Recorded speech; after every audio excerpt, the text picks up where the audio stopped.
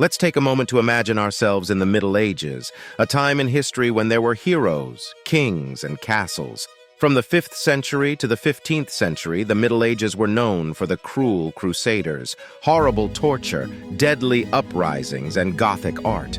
But what the people of this time were not known for were their medical advances, especially when compared to the Greeks and Romans who came before them. Why then did science seem to stop moving forward or even go backward during this time? It has a lot to do with what people believed at the time. In history, the Roman Catholic Church had a lot of power during the Middle Ages. Consequently, religion grew to encompass all parts of their lives, even science. In the eyes of faith, sickness was seen as God's punishment for people who had done wrong. As you might expect, this meant that their medical practices weren't the most solid. Still, they were very interesting. Bloodletting. Taking out blood, also known as bloodletting, has been done since ancient Greece, long before the Middle Ages. Before you can understand why this was so common, you need to know what old doctors thought about the body. One idea that a famous Greek doctor called Hippocrates put forward was that our bodies were made up of 4 substances called humors. One type of personality and one organ in the body were linked to each chemical. A person thought that if these humors were out of balance, it could make them sick. A Greek doctor named Galen of Pergamum thought that removing some of a patient's blood would balance the 4 humors. This was many centuries after Hippocrates and just 2 centuries before the Middle Ages. In the Middle Ages, this was the start of the practice of letting people bleed. Doctors said that people with smallpox, fainting spells, gout, and even bad moods should get their blood drawn. Leeches, which were surprisingly less gross, or special tools that cut into the blood vessels in your neck and forearm, were used for the process. Even though it seems strange, people sang its praises until the late 1800s. People with certain conditions, such as hemochromatosis, polycythemia, and others, still use this method. The reasons for recommending this treatment are, however, very different. Medicinal cannibalism.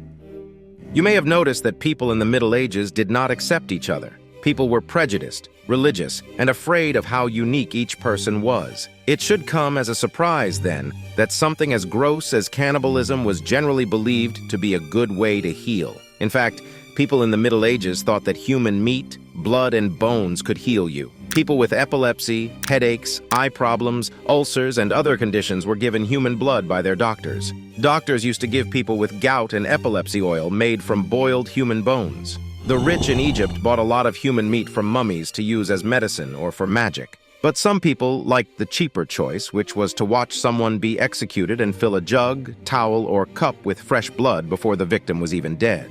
Many people thought that eating body parts could give you a piece of the dead person's soul, which would make you healthier and give you eternal youth. In the Middle Ages, this was so popular that most kings and queens drank elixirs made by humans. People said that Charles II, Queen Mary, Francis I, and many other rulers often turned to their cannibalistic urges to get better.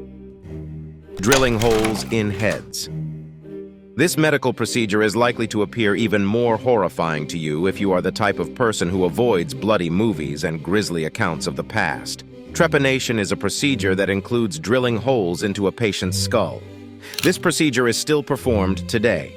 Back then, this method may have been utilized for the treatment of anything as fundamental as a headache. However, in modern times, it is utilized for a variety of treatments. It was a standard treatment for epilepsy, mental disease, head wounds, and a variety of other conditions. People throughout the Middle Ages placed a significant amount of importance on their religion, and as a result, those who suffered from mental illness were often assumed to be possessed by the devil or other malevolent spirits. Trepanation was therefore a common practice among medical professionals in order to expel evil spirits from the patient's head. There is one very horrible detail to keep in mind, and that is the fact that all of that sounds quite scary. In the Middle Ages, patients undergoing trepanation were expected to remain conscious throughout the procedure. Trepanation was typically performed at a person's home without the use of anesthetic or any other pain relief. Coaxing the wandering womb. I don't know what else will give you a complete picture of women's health in the Middle Ages if this next idea doesn't. It all starts in ancient Egypt, so this idea is both old and crazy. In the Middle Ages, doctors didn't care much about or know much about a woman's body, especially her reproductive systems. Still, they thought that a woman's uterus had its own life. They also thought that a woman's uterus really wanted to carry a baby. People used to say that if a woman wasn't regularly pregnant, her uterus would leave its home in the groin and start looking for something to fill its empty space. Now doctors thought it was very bad when a woman's belly moved around. This womb could severely harm and hysteria by hitting and breaking important organs. This included the lungs, which could lead to death in the end. Don't worry though. Doctors in the Middle Ages knew a lot of ways to fix this problem. Physicians might have thought the woman's uterus had grown to the top of her body because he put smelly fumes under her nose and sweet fumes between her legs. It was hoped that this would make the uterus go back to where it should be in the body. The king's touch. It was believed that the kings of medieval times could heal the sick simply by placing their hands on them, similar to how the touch of King Midas turned everything he touched into gold. A touch from a king, which was commonly employed as a therapy for scrofula, and was given the nickname the royal touch. Scrofula, also known as cervical tuberculous lymphadenitis, is an extrapulmonary form of tuberculosis that typically manifests as swollen lymph nodes in the neck.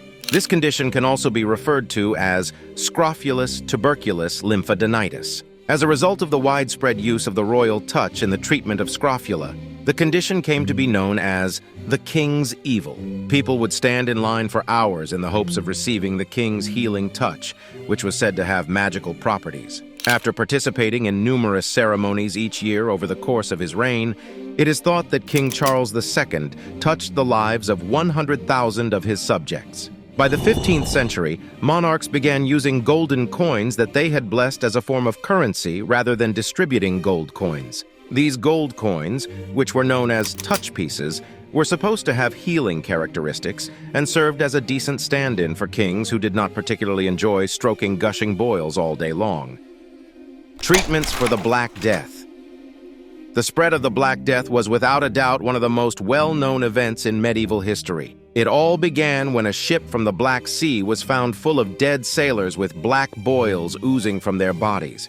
In just 5 years, 20 million people died, which is almost a quarter of Europe's population. The Black Plague, which was also called the Black Death, or the bubonic plague, was an illness caused by bacteria that was spread by fleas that spread to rats. The disease was spread all over Europe by rats that got on ships and went to different countries. As people panicked about the deadly plague, they came up with some strange ideas for how to fix it. Some people thought that this disease was caused by old air, and that people who had it needed loud noises like bells, guns, and birds to break up the air and get better. Some people burned fragrant plants, drew blood, or took baths in rose water. A lot of people thought that the Black Death was God's way of punishing rebels and killing them all. It's too bad that this led to even worse ideas. Some begged to be saved, but others went one step further and killed a lot of people who didn't follow Christian law.